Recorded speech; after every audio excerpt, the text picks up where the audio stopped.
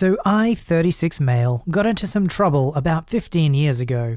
I take all the responsibility for this, and even up to this day, I carry all the shame, guilt, and embarrassment for it. Also, this might come up.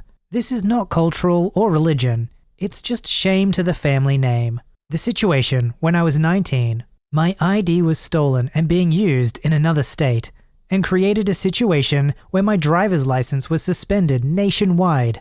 Somehow, any and all notifications from the other state never made it to me. I started doing all the necessary things I needed to do to try and fix the problem. I, however, had a couple of tickets in my current state that I needed to pay, but couldn't because I needed to pay my rent and keep my apartment. Also, at the time, my full-time job was having problems and was borderline shutting down, so to try and make ends meet, I was doing a lot of freelance work as well. Again, my fault. I knew the company was in trouble, but I was still holding out hope that things would get better. I was hoping that a couple more freelance jobs and I would be able to finally pay the tickets. This was never the case, and the long story short of it was I was arrested and spent 2 weeks in jail.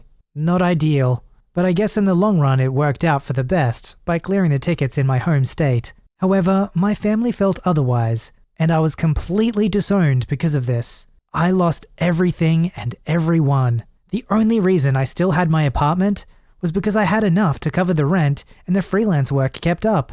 It took another 6 months, but I was finally able to get the other state to release my driver's license. I decided that since my family hated me, I didn't need them. So a year later, I changed my last name, phone number, and email. My social media is locked down so tight, you would think I was hiding national security secrets. I was able to finish college and get settled into my career, and at this point, I'm happier than I've ever been. Enter current time, and 2 weeks ago there was a knock on my door. It was my mum and dad.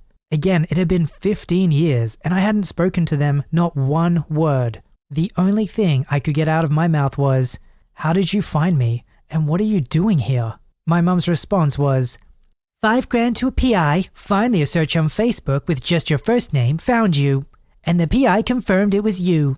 I responded, "You didn't answer my second question. What are you doing here?" Nothing could prepare me for the answer she gave. Full story in the link below.